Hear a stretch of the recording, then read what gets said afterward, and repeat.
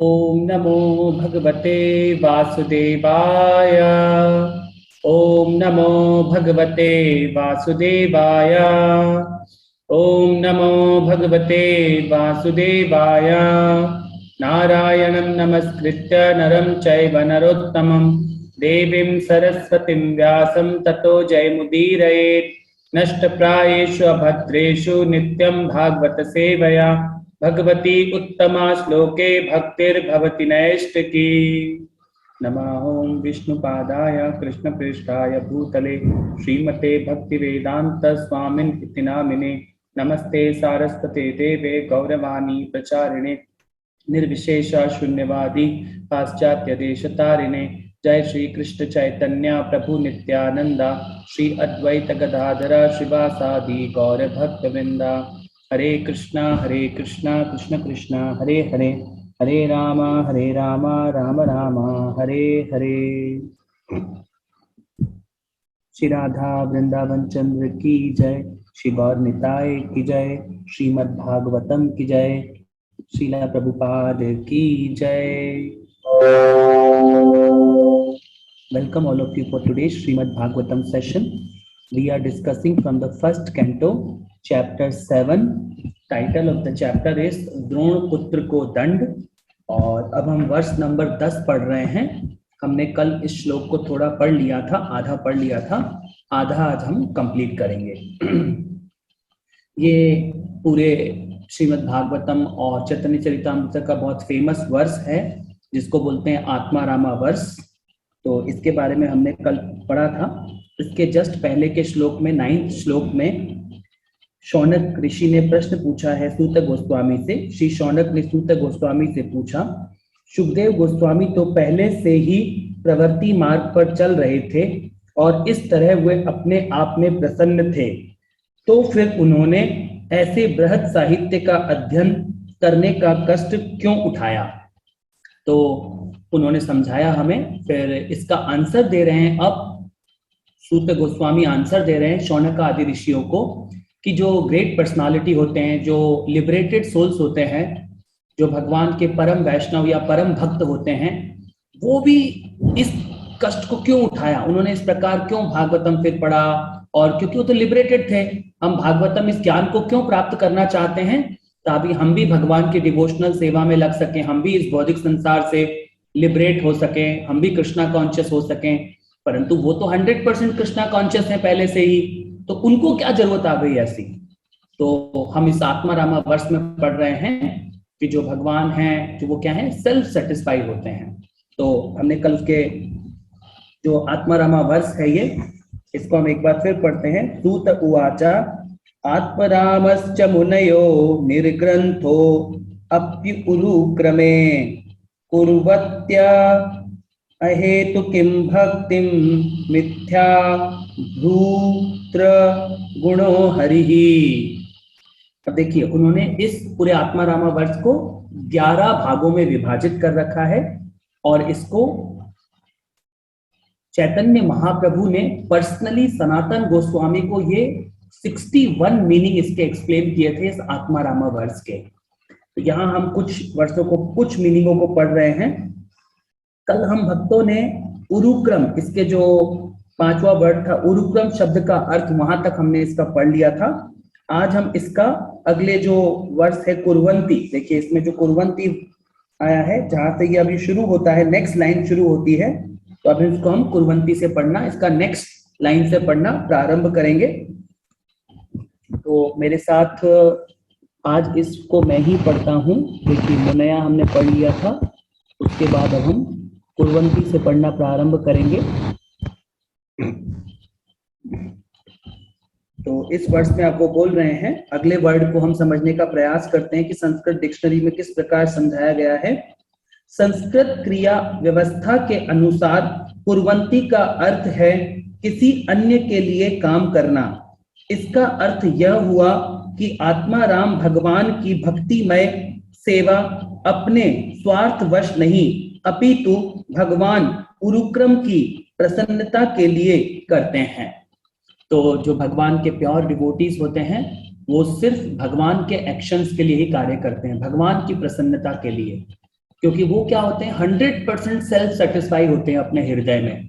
वो कभी भी ये जो हम लोग जो भौतिक चीजों से मोटिवेट होते हैं, वो इन चीजों से मोटिवेट नहीं होते इस भौतिक संसार में, क्योंकि उनकी इंद्रियां फुली कंट्रोल्ड हैं।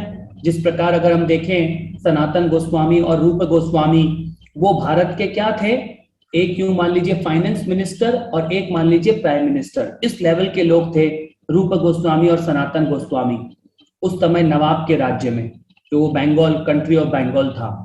वहां से भी वो इतनी बड़ी पोजीशन पे थे, इतने ग्रेट रिच पर्सनालिटी थे, फिर भी वो सब कुछ छोड़ के किसकी सेवा में आ गए, चैतन्य महाप्रभु की सेवा में आ गए।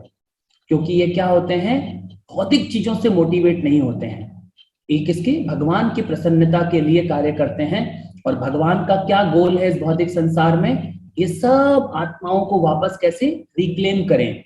जैसे एक पिता होता है, अपने पुत्र को कभी भी जेल में देखना नहीं चाहता, इसी प्रकार भगवान भी हमें इस भौतिक संसार में देखना नहीं चाहते। वो चाहते हैं कि हम क्या करें, अपनी कॉन्शियसनेस को सही करें। भगवान बार बार हमारे जीवन में एंट्री लेते हैं हमें इस नॉलेज को समझाने के लिए, परंतु फिर भी हम रिबेलियस आत्माएं हैं, बार बार भगवान का निरादर करते हैं और भक्तों की बात नहीं मानते हैं, इस भौतिक संसार में फंसे रहते हैं।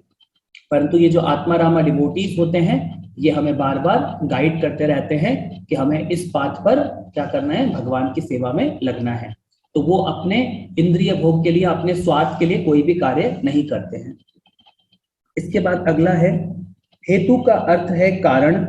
मनुष्य की इंद्रिय तृप्ति के अनेक कारण हो सकते हैं और उनका वर्गीकरण बौद्धिक भोग, योग शक्ति तथा मुक्ति के रूप में किया जा सकता है।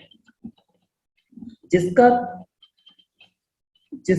कामना सामान्य रूप से सारे प्रगतिशील व्यक्ति करते हैं। जहां तक भौतिक भोगों का प्रश्न है, भोग तो अनेक हैं और भौतिकतावादी उनकी संख्या और भी बढ़ाते रहने के लिए उत्सुक रहते हैं, क्योंकि वे माया के वश में रहते हैं। भौतिक भोगों को न तो कोई अंत है, न ही कोई व्यक्ति भौतिक जगत में इन सारे भोगों को पा सकता है। जहां तक योग शक्तियों का प्रश्न है, उनकी संख्या 8 है, जैसे कि अपने रूप को अत्यंत छोटा बना देना, भारहीन बनना, इच्छा अनुसार वस्तु प्राप्त, भौतिक प्रकृति पर प्रभुत्व जमाना, अन्य जीवों को नियंत्रित करना, ग्रह की रचना करना इत्यादि। इन योग शक्तियों का उल्लेख भागवत में हुआ है। तो हमने ये क्या समझा रहे हैं भगवान यहाँ पर हमें बार बार, कि इस भौतिक संसार में जो ये आत्मा है, हम किस वजह से यहाँ पे आके फंसते हैं, क्योंकि हम इंडिपेंडेंट रूप से जीना चाहते हैं। जब हम इंडिपेंडेंट, हमारे अंदर ये टेंडेंसी आ जाती है कि मैं भी क्या हो गया हूं, अब कंट्रोलिंग टेंडेंसी आ जाती है हमारे ऊपर, किसी न किसी के ऊपर हम लोग ओवरलोड करना चाहते हैं, तब इस तरह की टेंडेंसी होती है। तो इस भौतिक संसार में हम इस प्रकार के सारे कार्य करते हैं। परंतु जो भगवान के आत्मा रामा डिवोटीज होते हैं, वो क्या होते हैं, सेल्फ सेटिस्फाई होते हैं, वो भगवान में प्रसन्न रहते हैं। उनको रियलिटी दिखती है इस भौतिक संसार में, ये भौतिक संसार क्या है, ये मिट्टी का संसार पूरा टेम्परेरी है। वो चीजों को एज इट इज देख पाते हैं। एज इट इज का मतलब कि जैसे ये मिट्टी का शरीर है, तो वो इसको मिट्टी के रूप में ही देखते हैं कि पंचभूत का शरीर है, ये भगवान का क्रिएशन है, इसके अंदर आत्मा मैं हूं और इसके अंदर परमात्मा है, वो इस शरीर को चलाते हैं। वो इन चीजों को क्लियर देखते हैं, तो वो इस भौतिक संसार पे प्रभुत्व जमाने का प्रयास नहीं करते। तो प्रभुपाद हैं, प्रभुपाद का जीवन कितना वंडरफुल है। उन्होंने सिर्फ कृष्णा कॉन्शियस प्रचार के लिए पूरी दुनिया में किस प्रकार एक्टिवली रूप से इन सब आत्माओं को भगवान की सेवा में इन्वॉल्व किया और इन सब भगवान की वस्तुओं को भगवान की सेवा के लिए यूज किया। वो कभी भी प्रभुत्व जमाने नहीं आते इस भौतिक संसार पे, क्योंकि उनको क्लियर पता होता है कि मेरा रियल अस्तित्व क्या है। आत्मा का रियल अस्तित्व क्या होता है, जीवे रे स्वरूप होए नित्य रे कृष्ण दास। जीव का रियल स्वरूप है कृष्ण का नित्य दास होना। तो उनको ये एग्जैक्ट पता होता है। इसीलिए जो आत्मा रामा जो वर्स है, इसमें ग्रेटेस्ट क्वालिटीज हम लोग डिस्कस कर रहे हैं। अगली क्या है, अतः अनन्य। अब मोक्ष के 5 प्रकार हैं। अतः अनन्य भक्ति का अर्थ है उपर्युक्त व्यक्तिगत लाभों की आकांक्षा से रहित होकर भगवान की सेवा करना। सर्वशक्तिमान भगवान श्री कृष्ण समस्त प्रकार के व्यक्तिगत लाभों से मुक्त ऐसे अनन्य भक्तों द्वारा पूर्ण रूप से प्रसन्न हो सकते हैं। तो भगवान, जब ये सब चीजें भगवान को बिलोंग करती हैं, हमारा तो इस भौतिक संसार में कुछ है ही नहीं, हम भी, ये आत्मा जो है हम, वो भी भगवान को बिलोंग करते हैं, और ये जो मिट्टी का शरीर है वो भी भगवान को बिलोंग करता है। तो भगवान भगवत गीता में भी बोलते हैं, भोक्तारम यज्ञ तपसाम सर्वलोक महेश्वरम सुहृदम सर्वभूतानाम ज्ञात्वा माम शांतिमिच्छति। भगवान बोलते हैं कि अगर आपको शांति में रहना है, पीसफुल लाइफ जीना है, तो ये 3 फॉर्मूला अपने जीवन में अपना लो। कौन सा? भोक्तारम यज्ञ तपसाम। तो वो क्या है? वो सबसे बड़े भोक्ता, जो भी अगर आप कार्य कर रहे हैं यज्ञ की तरह, उसके रियल भोक्ता कौन है? भगवान है। भोक्तारम यज्ञ तपसाम सर्वलोक महेश्वरम, सारे लोगों के मालिक कौन है? कृष्णा है, वो रियल प्रोप्राइटर हैं। और सुहृदम सर्वभूतानाम, भगवान आपके क्या हैं? हमेशा शुभ चिंतक हैं। भगवान सुहृदम सर्वभूतानाम, भगवान हर एक आत्मा के शुभ चिंतक हैं। भगवान चाहते हैं कि हम इस मटेरियल संसार में जो ये सुखों और दुखों को एंजॉय कर रहे हैं, ये जो डुअलिटी मटेरियल वर्ल्ड है, यहां से हम निकल जाएं। ये पूरा भौतिक संसार कैसा है? डुअलिटी मटेरियल वर्ल्ड, यहाँ पे द्वेष है इस भौतिक संसार में। तो यहाँ से अगर हम निकलना चाहते हैं, उसके लिए हमें सिस्टम को फॉलो करना होगा, जो भगवान ने, प्रभुपाद ने हमें सिस्टम दिया है साधना का। अगले वर्ष में देखिए, अगले वर्ड में क्या बोल रहे हैं? भगवान की अनन्य भक्तिमय सेवा विभिन्न अवस्थाओं से होकर प्रगति करते हैं। भौतिक क्षेत्र में भक्ति के अभ्यास के 81 विभिन्न गुण हैं, और इन सबके ऊपर भक्ति का दिव्य अभ्यास होता है, जो एक है, जो साधन भक्ति कहलाता है। जब साधन भक्ति का अनन्य अभ्यास भगवान के दिव्य प्रेम में परिपक्व होने लगता है, तो भगवान की दिव्य प्रेमा भक्ति 9 अवस्थाओं में क्रमशः विकसित होने लगती है। ये है आसक्ति, प्रेम, स्नेह, अनुभाव, प्रणय, राग, अनुराग भाव तथा वियोग, विहानुभूति। तो ये क्या है? जब आप भगवान की डिवोशनल सेवा में प्रोग्रेस करते हैं, तो ये भक्त के जीवन में सारे सिम्टम्स आते हैं, जिन सिम्टम्स को यहाँ पर बताया जा रहा है। उसके बाद बोल रहे हैं, निष्क्रिय भक्ति की आसक्ति भगवान के प्रति दिव्य प्रेम की अवस्था तक बढ़ना है। सक्रिय सेवक की आसक्ति राग अवस्था तक और सखा भक्ति की अनुभाव अवस्था तक बढ़ती है। यही हाल मातृ पितृ भक्तों का है। मातृ पितृ भक्तों का है। माधुर्य प्रेम में भक्ति गण विराहावस्था तक भाव को बढ़ाते हैं। भगवान की अनन्य भक्ति के ये कुछ लक्षण हैं। तो जब आप इस भगवान की डिवोशनल सेवा में जब हम प्रोग्रेस करते हैं, जब आप 10th चैप्टर, हम भगवत गीता के 10th चैप्टर में श्लोक नंबर 8 से लेकर श्लोक नंबर 12 तक योगा लेडर दिया गया है।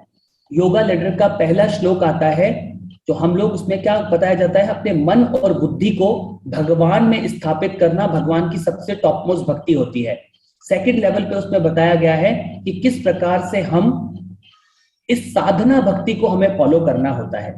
तो अभी हम अपने माइंड को 100% मन और बुद्धि को भगवान में नहीं लगा पा रहे हैं, तो हमें क्या करना चाहिए?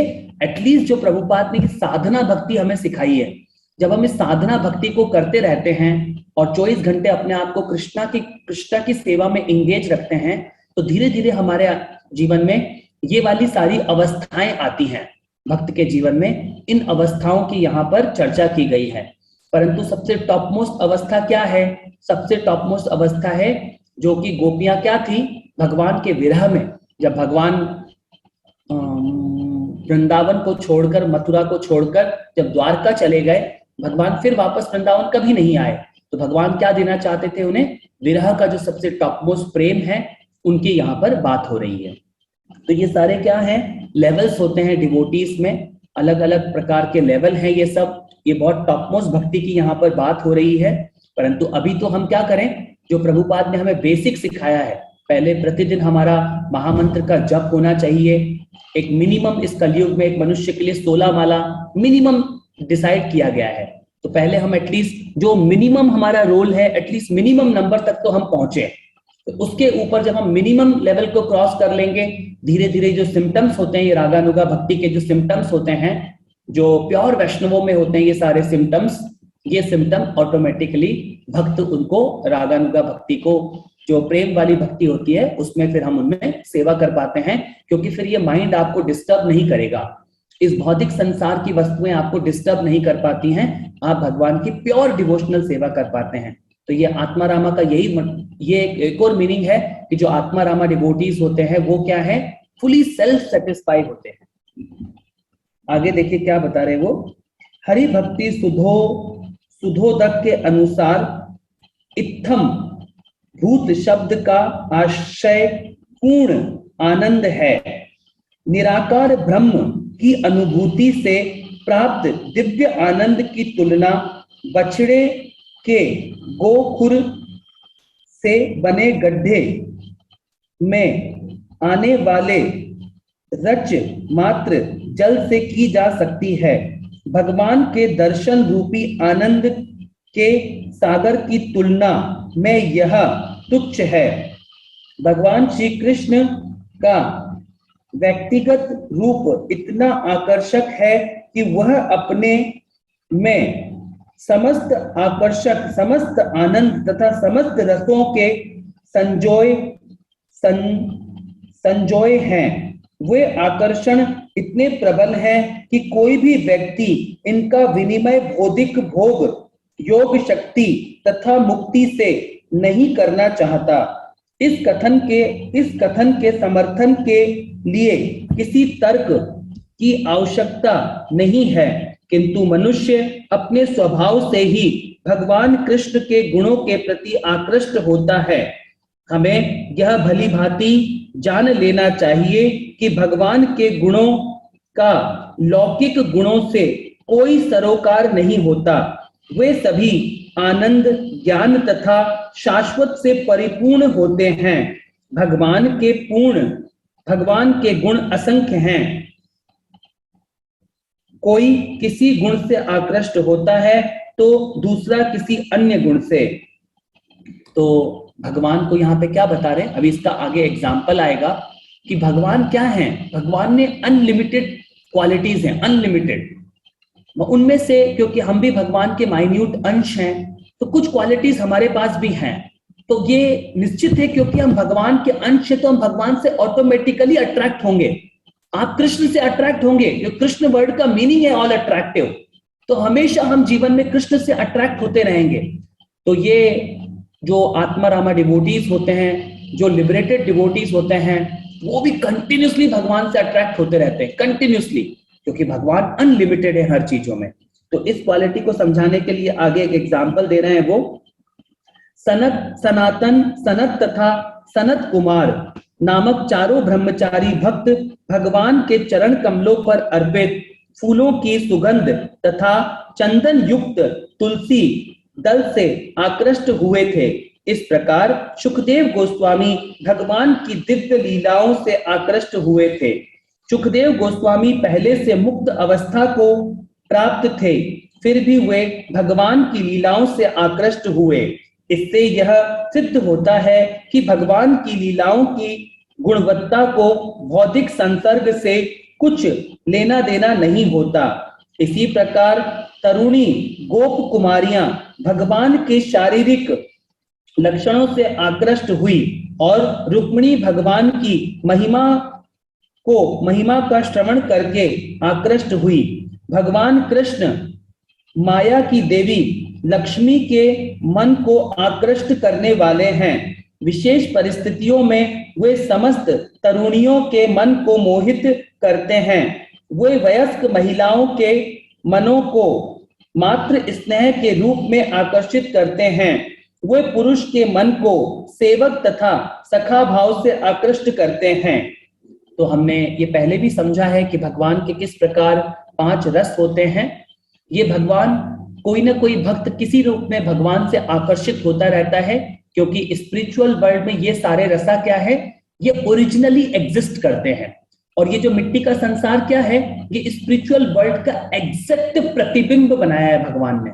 जैसे कि ये बॉडी है, ये जो ह्यूमन बॉडी है, भगवान ने जो हमारी रियल बॉडी क्या है स्पिरिचुअल वर्ल्ड में, स्पिरिचुअल वर्ल्ड में हमारी एग्जैक्ट ट्रांसेंडेंटल बॉडी है।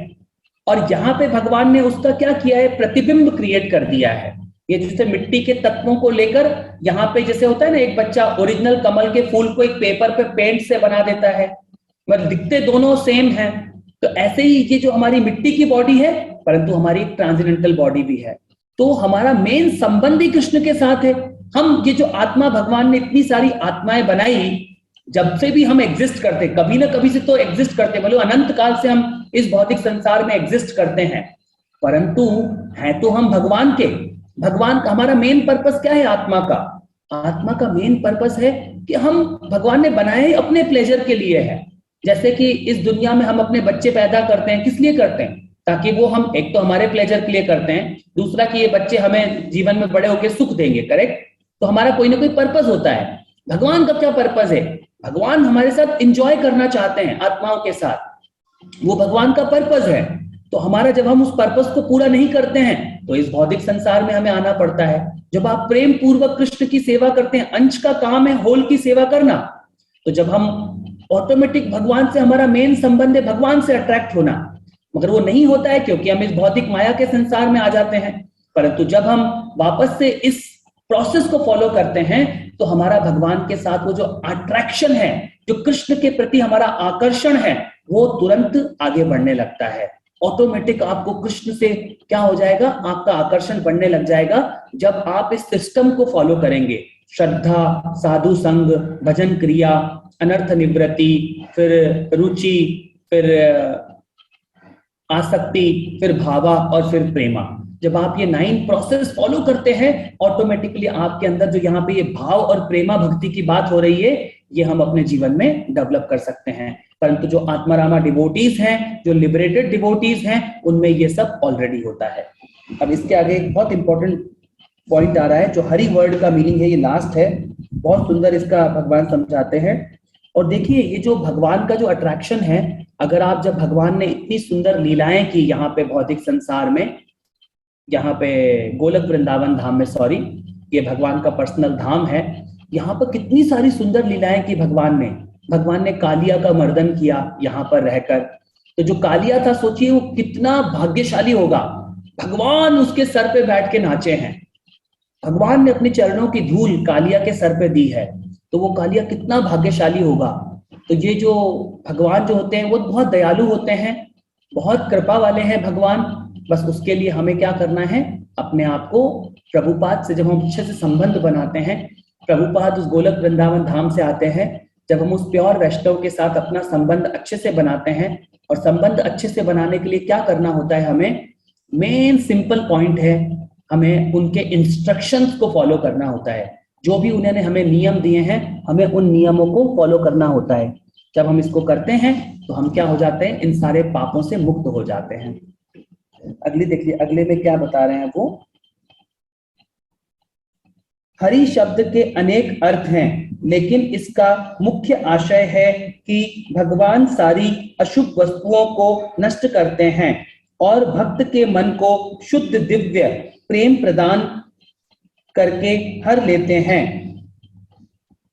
घोर कष्ट में होने पर भगवान का स्मरण करने से मनुष्य के सारे दुख तथा चिंताएं दूर हो जाती हैं। भगवान शुद्ध भक्त के भक्ति मार्ग के सारे अवरोधों को क्रमशः दूर करते हैं और श्रवण कीर्तन आदि नवधा भक्ति का फल प्रकट होने लगता है। तो हरि का मतलब क्या है? जो आपके सारे प्रॉब्लम्स को हर ले, उसको बोलते हैं हरि। तो जैसे ऐसे 4 प्रकार के, जब हम भागवतम फर्दर पढ़ेंगे, 4 प्रकार के जो हमारे घिनौने अपराध होते हैं, जो हम सिंफुल एक्टिविटीज करते हैं, पाप के कार्य करते हैं, वो यहाँ पर 4 प्रकार के बताए गए हैं। पहला होता है पातका, दूसरा होता है उरु पातका, तीसरा होता है महापातका और चौथा होता है अति पातका। तो ये जो पातका मतलब सिंफुल एक्टिविटीज, उससे भी घोर पाप होता है। फिर जिसको बोलते हैं उरु पातका, जो बहुत घिनौने अपराध होते हैं। फिर होता है महापातका, वेरी वेरी सिंपल एक्टिविटीज। और एक होता है फिर जो सबसे टॉप अति पातका, मतलब ग्रेटेस्ट सिन, सबसे बड़ा पाप। अगर आपने ये सारे पाप भी किए हैं इस संसार में, मगर फिर भी भगवान क्या बोलते हैं भगवत गीता में, अंत में क्या बोलते हैं कृष्णा बोलते हैं, सर्व धर्मान परित्यज्य मामेकम शरणम व्रजा अहम त्वाम सर्व पापेभ्यो मोक्षयामि मा शुचा। कृष्णा बोलते हैं अगर आप, क्योंकि वो हरि हैं, वो दुनिया में सब कुछ हर सकते हैं, आपके सारे पापों को खत्म कर सकते हैं भगवान, इसलिए भगवान बोलते हैं सर्व पापेभ्यो, मैं सारे पापों को हर लूंगा तुम्हारे। तो हमें डरना नहीं चाहिए इस भगवान की भक्ति में। भले इस कृष्णा कॉन्शियसनेस में आने से पहले आपने भले कितने भी पाप किए हों, घिनौने अपराध किए हों, भले हम टेररिस्ट हों, भले कितने ही पाप किए हों हमने, मगर भगवान बोल रहे हैं मैं आपके सारे पापों को हर लूंगा, क्योंकि वो क्या है, वो हरि है। तो हमें भगवान पे फुल फेथ होना चाहिए, और जो वैष्णव को फुल फेथ होता है, भगवान उनके फेथ को और स्ट्रॉन्ग करके आपको इस भौतिक संसार से निकाल देते हैं। फिर हमको जैसे नारद मुनि को ब्लेस किया, भगवान हमें भी ब्लेस कर देते हैं। हम भी भगवान के साथ स्पिरिचुअल कॉन्शियसनेस में बड़े प्रेम पूर्वक, जो मिट्टी का संसार है, ये पूरा मिट्टी का जो भौतिक संसार है, ये पूरा टेम्परेरी है, इस टेम्परेरी संसार से हम निकल पाते हैं। अगला इसका लास्ट समझ लेते हैं हम। आगे क्या बोल रहे हैं भगवान अपने व्यक्तिगत रूप तथा दिव्य लक्षणों से शुद्ध भक्त के सारे मनोवैज्ञानिक कार्यकलापों को आकृष्ट करते हैं, और ऐसी होती है कृष्ण की आकर्षण शक्ति। यह आकर्षण इतना प्रबल होता है कि शुद्ध भक्त धर्म के चारों सिद्धांत में से एक की भी लालसा नहीं करता। ये हैं भगवान के दिव्य लक्षण के आकर्षण गुण। इनके साथ अपि तथा शब्द मिलने से आशय में असीम वृद्धि हुई है। संस्कृत व्याकरण के अनुसार अपि शब्द के 7 पर्याय हैं, अतः इस श्लोक के प्रत्येक शब्द की व्याख्या करने पर देखा जा सकता है कि शुद्ध भक्त को आकर्षित करने के लिए भगवान कृष्ण में असंख्य दिव्य गुण पाए जाते हैं। तो ये व्याख्या क्यों की है सूत गोस्वामी ने? यहाँ पे इन्होंने सिर्फ 11 मीनिंग समझाए हैं। चैतन्य चरितामृत में इस वर्ष के 61 मीनिंग समझाए गए हैं। तो क्योंकि भगवान अनलिमिटेड हैं, तो इससे हमें पता लगता है कि भगवान अनलिमिटेड हैं, तो भगवान के गुण भी अनलिमिटेड हैं। अनलिमिटेड गुण वाले हैं भगवान, हर सेकंड भगवान नए गुण उत्पन्न कर सकते हैं। तो वो क्योंकि अनलिमिटेड पर्सनालिटी हैं, अभी हम सिर्फ इस तरह धीरे धीरे भगवान को समझ रहे हैं, परंतु धीरे धीरे जब आप first canto, second canto, 9th canto तक जाते हैं हम धीरे धीरे करके, तो हमको फेथ होने लगता है कि वो ट्रांसेंडेंटल भगवान कृष्ण अनन्य है, हर चीजों में वो अनन्य है। तो उस अनन्य भगवान से हमको रिलेशनशिप बनाने का मौका दिया है इस बार प्रभुपाद ने।